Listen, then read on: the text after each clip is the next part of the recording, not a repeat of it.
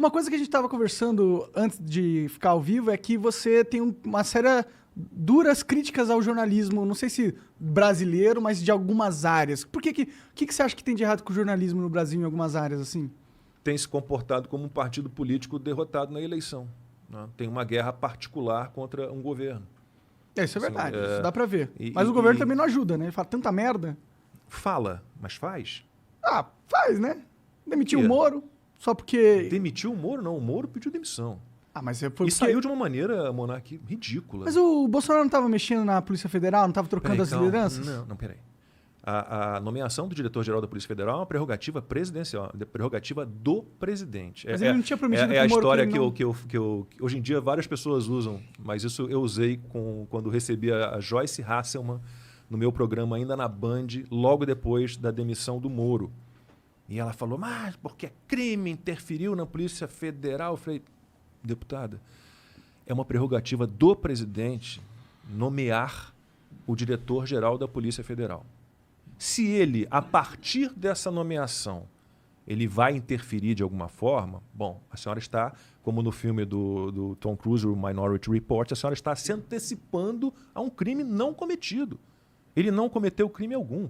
Na verdade, na minha opinião, quem cometeu o crime foi o STF quando barra a indicação. Ali naquele momento, talvez o Bolsonaro tivesse que ter peitado o STF. Mas peraí, está na Constituição.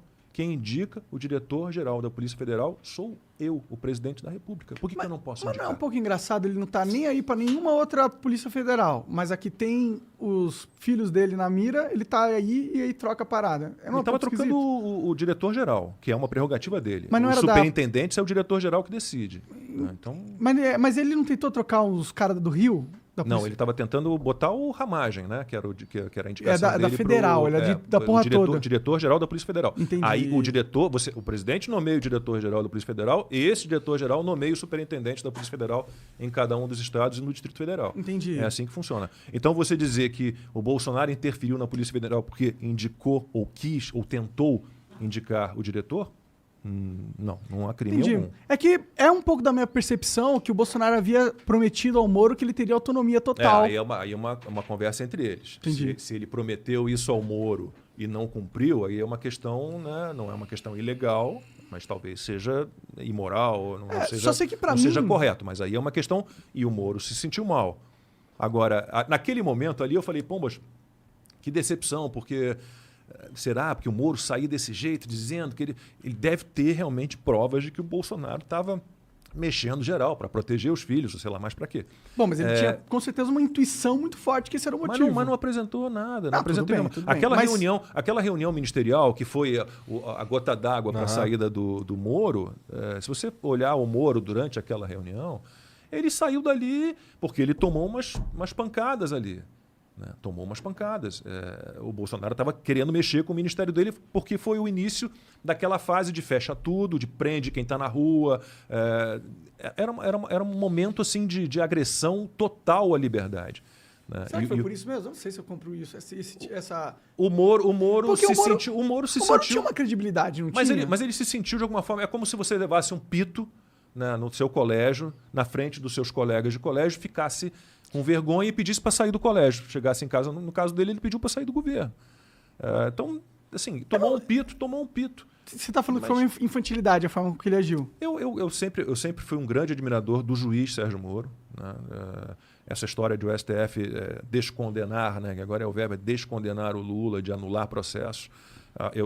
Tudo que eu sei dos processos, das sentenças do Moro contra o Lula são sentenças absolutamente perfeitas, né, embasadas, com provas sobradas, como disse lá o Gebran Neto, o juiz do TRF, que julgou em segunda instância. Então, eu sempre fui um grande admirador do juiz Sérgio Moro. Né? Achei que ele, quando começou o governo, era muito mais um ministro da Segurança Pública e estava indo direitinho. Agora... sair daquela maneira, né, e anunciar a demissão numa entrevista coletiva, mas e dizer que o presidente estava interferindo na Polícia Federal e nada ter a mostrar. É que o Bolsonaro colocou o Moro como se fosse o validador moral do governo dele. Falou assim, esse cara é o anticorrupção máximo do Brasil. É a referência nacional disso. Essa era a ideia. Parecia, desde o início, Exato. parecia. Mas aí, quando o cara que... ele deu essa credibilidade de ser um cara ilibado moralmente, e esse cara saiu acusando de estar com intenções espúrias, é isso? Seria? Intenções espúrias com a PF... Não dá pra só descredibilizar que aquele cara fez... Ok que tem que provar pela lei. Mas pela interpretação do cidadão médio, que sou eu fico falando, tem caroço nesse angu? Mas não mostrou nada. Não, tudo bem, mas tem caroço nesse angu. Mas não mostrou nada. Com certeza. Não mostrou nada. Mostrou nada. O Reinaldo Azevedo jura de pé junto que não tem prova contra o Lula também. Mas ele mudou de opinião, né? Porque ele escreveu um livro contra o PT, falando das falcatruas todas do PT, e de repente ele acha que o Lula é, como diz o próprio Lula, a alma mais honesta do Brasil. Aí é um Lula brincante também, ladrão, porque não é, né? Não é. Lula é um ladrão. Não é. Eu não consigo Honesto, entender essa história de alguém. Claro, cada um sabe de si, de novo. Eu sou um liberal antes de tudo, né? Eu sou um democrata, cada um vota em quem quiser. Agora, é complicado compreender como é que alguém, né, ainda pensa em votar no Lula. Mensalão tá aí, cara. Petrolão tá aí. Cara, 5 bilhões de reais foram recuperados. Havia, né? Porque agora já não sei mais nada, é possível que tenham que devolver esse dinheiro todo. Havia 14 bilhões de reais em recuperação ainda. Então, peraí.